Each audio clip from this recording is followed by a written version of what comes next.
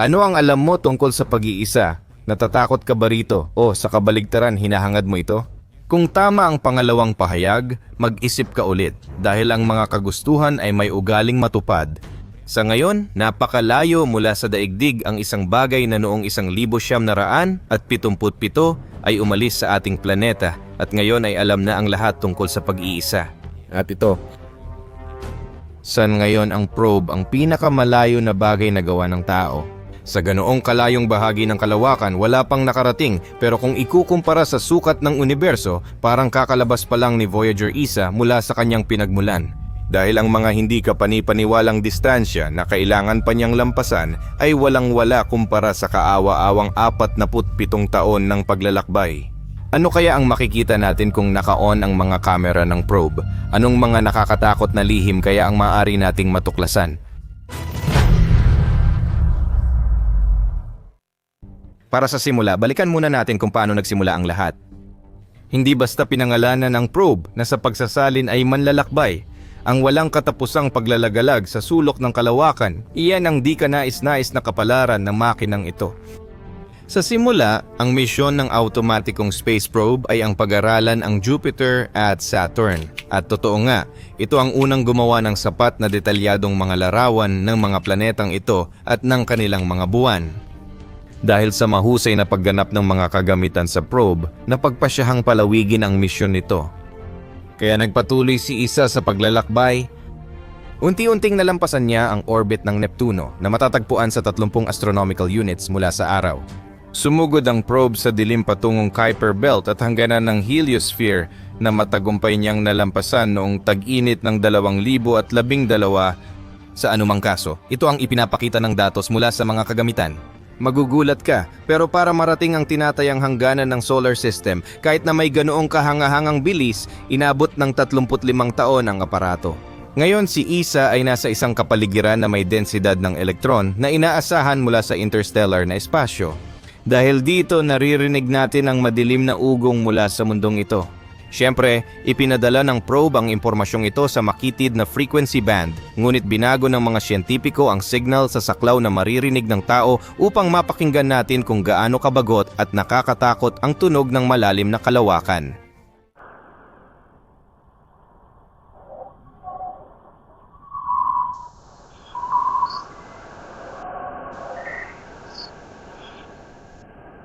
Ano ang paliwanag sa mahabang buhay?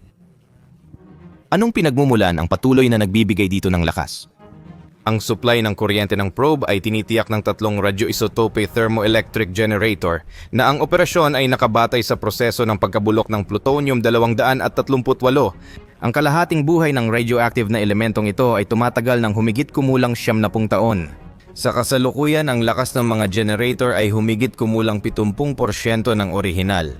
Kaya, sa loob ng ilang panahon, magpapadala pa rin ang mga signal ang Isa papunta sa daigdig, ngunit magiging mas madalang ang pagdating ng mga ito dahil sa napakalalayong distansya. Kahit ngayon, ang mensahe mula sa probe ay dumarating sa atin mga isang araw ang pagitan. Ano ang itsura ng mga mensahe mula sa automatikong istasyon? Ito pa rin ay computer code na binubuo ng mga 0 at 1 na inayos sa iba't ibang pagkakasunod-sunod. Pero kamakailan lang noong Nobyembre ng 2023 taon, nagkaroon ng hindi kilalang aberya ang aparato. Si Isa ay nagsimulang magpadala ng magulong tambak ng nakakodigong impormasyon, kaya naman kumalat ang mga chismis na sinakop ng mga alien ang probe. Hindi nagawang i-decode ng mga siyentipiko ang kalituhang iyon, kaya sinubukan nilang ayusin ang aparato mula sa malayo at nagtagumpay sila rito. Sa kabutihang palad, isa lang sa 3 onboard na computer ang nasira. Ito ang nagpapadala sa Earth ng paulit-ulit na binary code.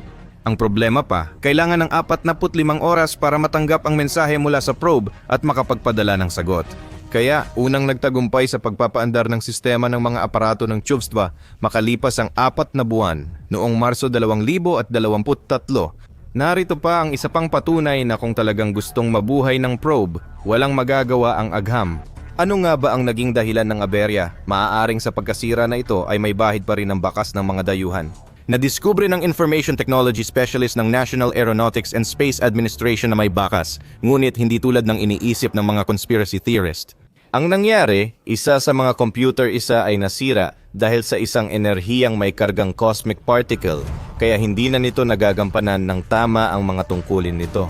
May bersyon ding nagsasabing napudpud na ang kagamitan sa paglipas ng taon kaya nagkaaberya. Sa huli, nalutas ng mga siyentipiko ng ahensyang pangkalawakan ang problema sa pamamagitan ng pag-restart ng code matapos nila itong hatiin sa mga bahagi dahil masyadong maliit ang memorya ng mga chip ng kawawang probe para sa buong paglipat ng impormasyon.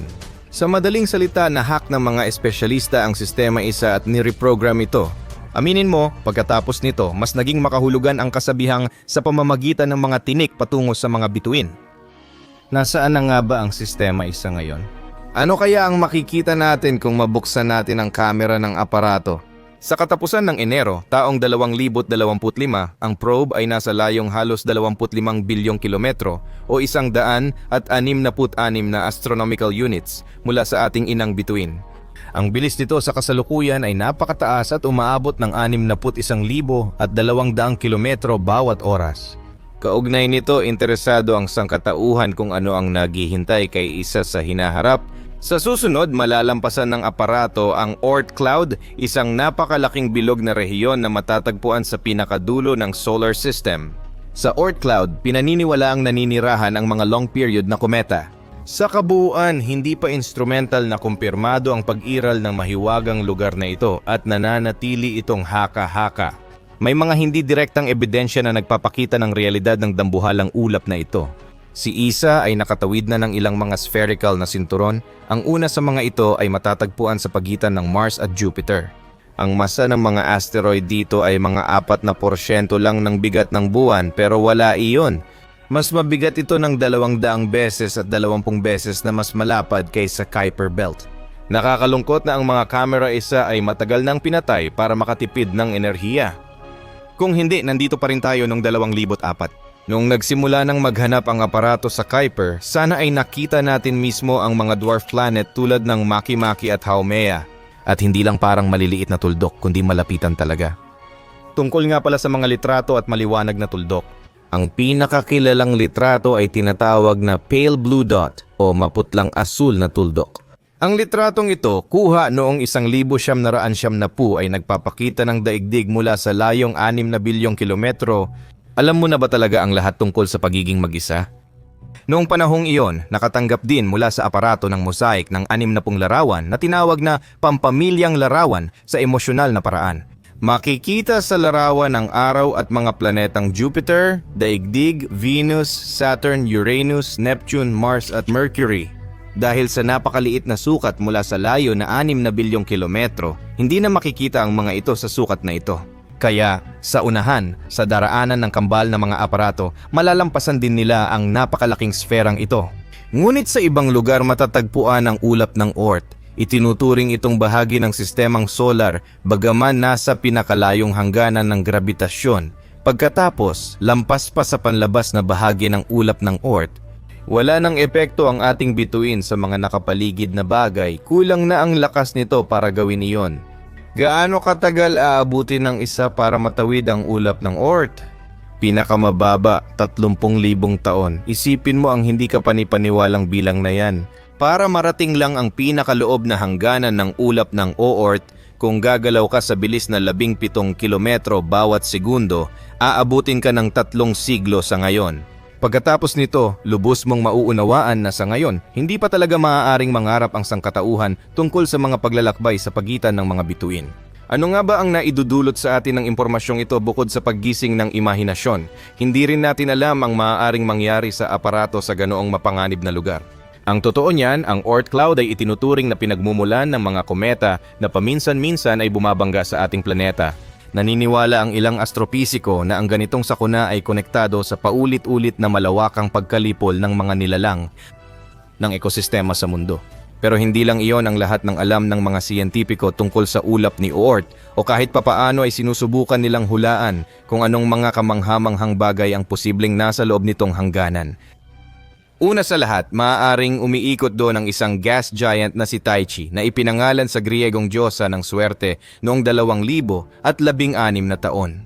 Sina Konstantin Batygin at Michael Braun, mga astronomo mula sa California Institute of Technology, gamit ang computer simulation na batay sa galaw ng maliliit na celestial na katawan sa labas ng orbit ng Pluto, ay nakumpirma ang katotohanan ng hypothesis tungkol sa pag-iral ni Taiche.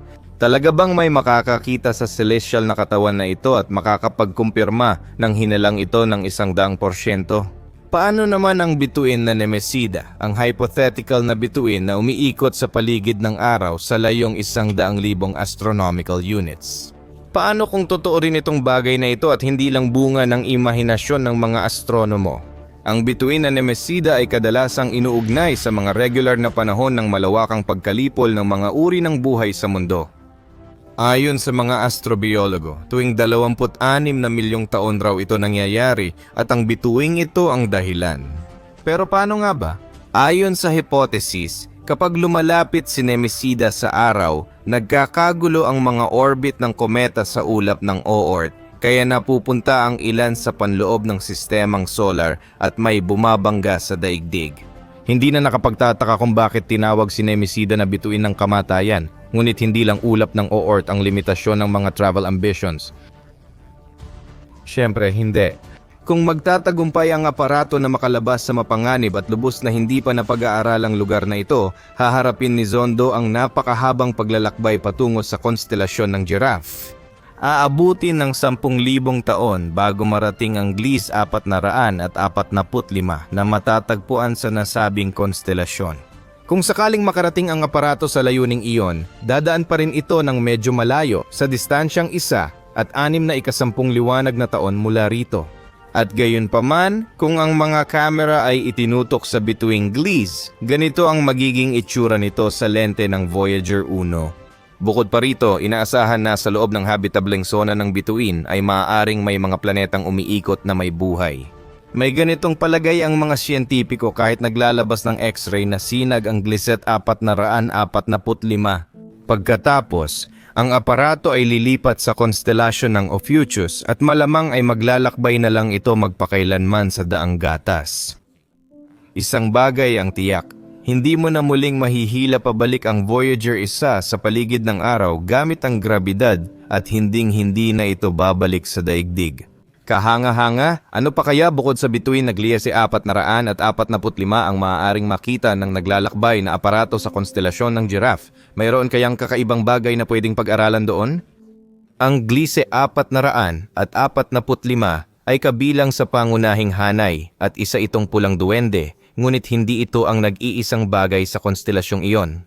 Mayroon ding mga asul na sobrang higanting bituin, mga dobleng bituin, at maging mga spiral na galaksya tulad ng 2,403. Sa mga pambihirang bagay, dapat pansinin ang cascade ni Kembla, isang asterismong hugis kadena na binubuo ng 20 bituin at matatanaw gamit ang malakas na binoculars. Isipin mo na lang, may pagkakataon kang makita ang ilan sa mga ito gamit ang sarili mong kamera. Ano man ang mangyari, habang lumalayo ang kambal na aparato, mas mahalaga ang impormasyong ipinapadala nila sa daigdig. Dahil sa mga lokasyong ito, wala pang sino man mula sa ating planeta ang nakarating doon. Kahit di natin nakikita ang paligid ng isa ngayon, nakakabuo pa rin ng ideya ang mga siyentipiko tungkol sa mga kondisyon sa malalayong di pa natutuklasang lugar gamit ang na-decode na datos. Kailangan nating lahat at ng pandaigdigang komunidad na patuloy bantayan ang paglalakbay ng sasakyan at pakinggan ang mga mensahe nito. Kung gusto ninyong ibahagi ang inyong pananaw tungkol sa magiging paglalakbay ni Voyager 1, lalo na tungkol sa mga posibleng hamon at hadlang na maaaring harapin nito sa daraanan, ilahad ninyo ang inyong mga palagay sa mga komento. O siya, mga tagalupa, hindi pa ito ang katapusan ng video. May mga napaka-interesante at talagang kamanghamanghang mga episode pa tayong aabangan sa hinaharap. Pero para patuloy ko kayong mapasaya gamit ang lahat ng mga characters sa kalawakan, kailangan ko ng inyong feedback. Madali lang naman ipahayag yan. Kailangan mo lang maglagay ng electronic na like sa video na ito dahil wala naman tayong ibang klase ng like. At ituloy ang parirala na alam ko. Sa ganitong paraan, ipapakita nyo na tama ang direksyong tinatahak natin. Huwag kayong lilipat.